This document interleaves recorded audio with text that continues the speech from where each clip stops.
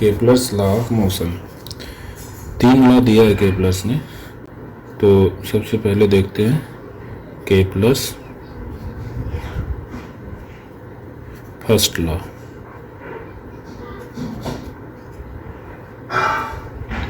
Kepler's first law क्या बोलता है? केपलर्स फर्स्ट लॉ बोलता है कि all planets revolves,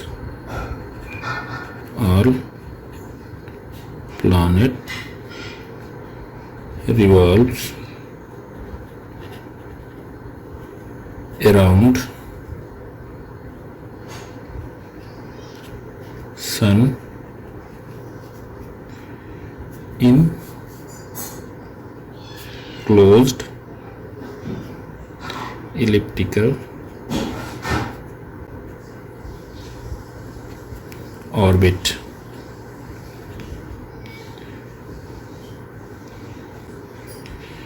And sun is at one focus of ellipse.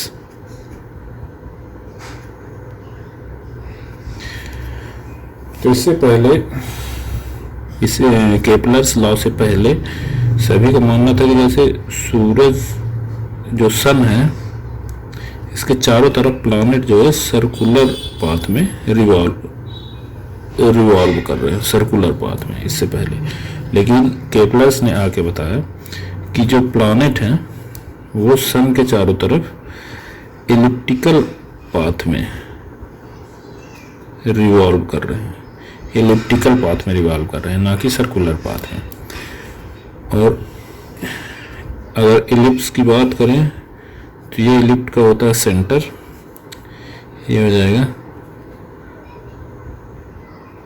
Centre, और इसके 2 फोकस होते हैं, एक इधर और एक इधर।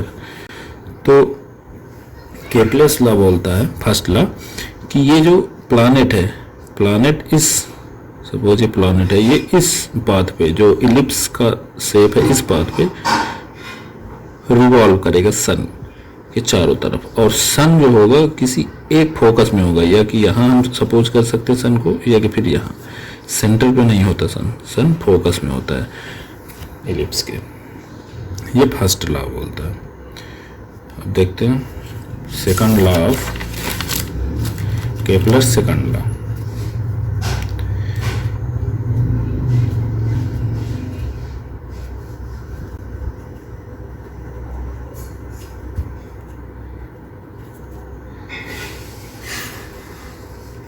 केपलर्स सेकंड लॉ क्या बोलता है? Planet do not revolves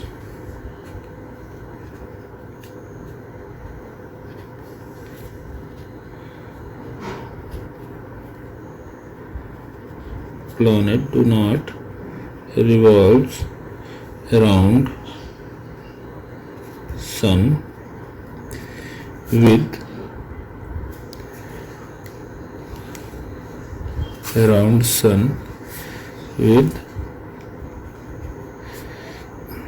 constant speed.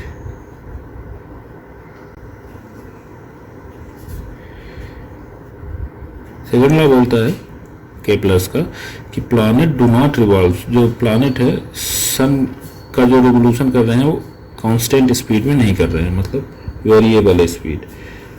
Planet moves, इसके बारे में कुछ डिस्क्रिप्शन भी है। Planet moves faster speed when it is near to sun and slower when it is farther from sun। जैसा फर्स्ट लॉ बताया था कि जो सन है इसके चारों तरफ प्लैनेट इलिप्टिकल पाथ में रिवॉल्व कर रहे हैं। तो जो प्लैनेट की स्पीड है वो, जब प्लैनेट सपोज अगर यहाँ है, दो पोजीशन हो सकती है प्लैनेट की, जो सबसे पास और सबसे दूर की पोजीशन होगी वो होगी, एक तो सबसे पास की ये वाली पोजीशन होगी, सबसे दूर की पोजीशन प्लैनेट की ये वाली होगी। तो सेकंड लॉ बोलता है कि प्लैनेट की स्पीड जब इस सन के नियर होगा, नियरेस्ट होगा, तो ज़्यादा तेज रिवॉल्व करेगा, ज़्यादा स्पीड से रिवॉल्व करेगा, और जब दूर होगा सन से तो स्पीड स्लो हो जाएगी, इसकी कम स्पीड से रिवॉल्व करेगा। और सेकंड लॉ ये भी बोलता है कि द एरियल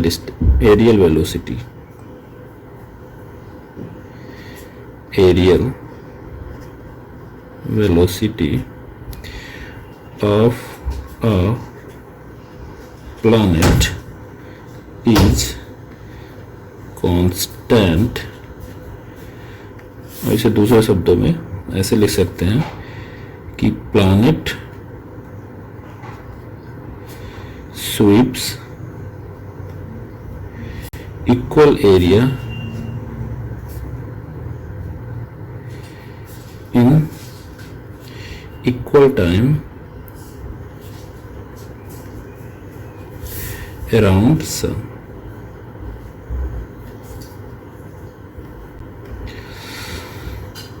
अब इसका क्या मतलब है कि जैसे कि सपोज अगर ये इलिप्टिकल पाथ बना लेते हैं प्लैनेट का, यहाँ पे इसके फोकस में यहाँ पे सन है, अब यहाँ पे जो प्लैनेट होगा, सपोज यहाँ पे प्लैनेट है और ये रिवॉल्व किया इस पॉइंट से इस पॉइंट तक, प्लैनेट रिवॉल्व किया,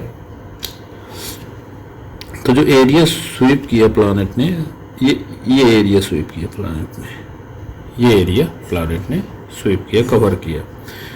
और यहीं अगर दूसरी पोजीशन हम प्लैनेट की देखें, सपोज प्लैनेट यहाँ पे है, प्लैनेट यहाँ है और दूसरी पोजीशन प्लैनेट की यहाँ है, तो ये कितना एरिया स्वीप किया, ये एरिया, ये वाला एरिया स्वीप किया।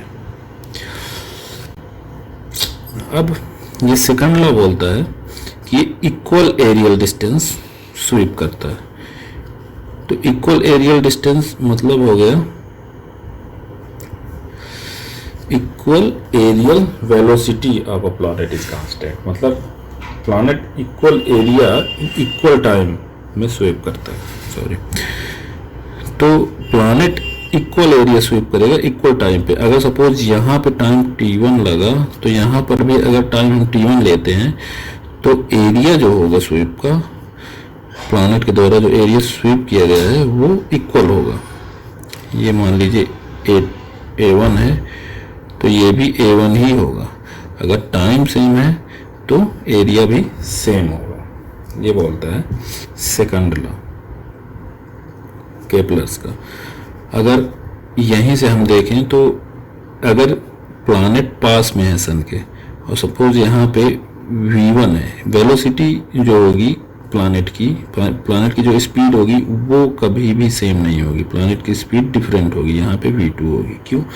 क्योंकि यहाँ पे पास में है प्लैनेट, तो पास में है तो ये इसको बहुत ज़्यादा डिस्टेंस कवर करना पड़ेगा, मतलब ज़्यादा स्पीड से चलना पड़ेगा, क्योंकि यहाँ से सन की दूरी जो है पास में है। तो एरिया जो कवर होगा, एरिया जो स्वीप करेगा प्लैनेट वो कम रहेगा, इसलिए इसको ज़्यादा डिस्टेंस ट्रेवल करनी पड़ेगी ताकि एरिया इक्वल रहे। जब दूर रहेगा तो ये कम डिस्टेंस ट्रेवल करेगा और इसकी स्पीड स्लो रहेगी। तो यहाँ पे हम कह सकते हैं कि v1 is greater than v2, यहाँ पे ऐसा लिख सकते हैं।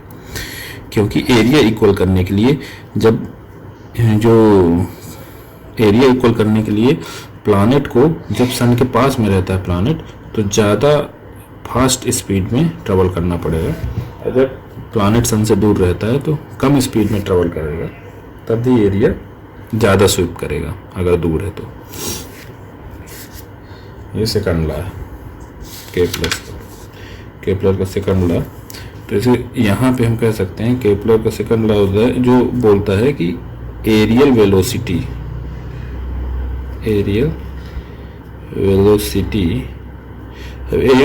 क्या होती है? एरियल वेलोसिटी होती है equal to dA by dt, ये कांस्टेंट होगा। एरियल वेलोसिटी क्या होती है? ये जितना एरिया कवर किया, कितने टाइम पे कवर किया, डिवाइडेड बाय, मतलब यूनिट टाइम हम मान सकते हैं कि area cover in unit time will be equal, area covered by unit time will be equal, ये कांस्टेंट रहेगा किसी भी पोजीशन पे। के प्लस थर्ड लॉ देते हैं, डिस्कस करते हैं। के प्लस थर्ड लॉ, के प्लस थर्ड लॉ क्या बोलता है? के प्लस थर्ड लॉ एक रिलेशन बताता है प्लैनेट के टाइम पीरियड और डिस्टेंस को लेके, एक रिलेशन बताता है। जैसे सपोज यहाँ पे एक सन है और दो प्लैनेट इसे रिवॉल्व कर रहे हैं सन को। इलिप्टिकल पाथ रहता है प्लैनेट का। सपोज एक प्लैनेट का इलिप्टिकल पाथ ये है, दूसरा प्लैनेट का इलिप्टिकल पाथ ये। यहाँ पे प्लैनेट P1 है, इस पाथ में प्लैनेट P2 है। इसका टाइम पीरियड T1 है, इसका टाइम पीरियड T2 है। टाइम पीरियड है कितने टाइम पे ये प्लैनेट सन का पूरा एक चक्कर लगा लेता है, पूरा एक रिवोल्यूशन कंप्लीट कर लेता है, उस टाइम को टाइम पीरियड बोलते हैं। और इसकी डिस्टेंस जो है सन से अभी इस टाइम पे इस पोजीशन पे R1 है और इसकी डिस्टेंस R2 है। तो के प्लस थर्ड लॉ बोलता है कि जो ये टाइम पीरियड और डिस्टेंस R1 R2 है, इनका रिलेशन होगा T2 बाई T1 का square equal to R2 by R1 का क्यूब। ये के प्लस का थर्ड लॉ ये रिलेशन इस्टेब्लिश करके बताता है, मतलब कि ये जो है तो रेशियो रहेगा। अगर time period T2 by T1 का होल स्क्वायर कर देते हैं, वो इक्वल टू होगा जो डिस्टेंस है R2 बाई R1 की क्यूब के बराबर होगा। Thank you.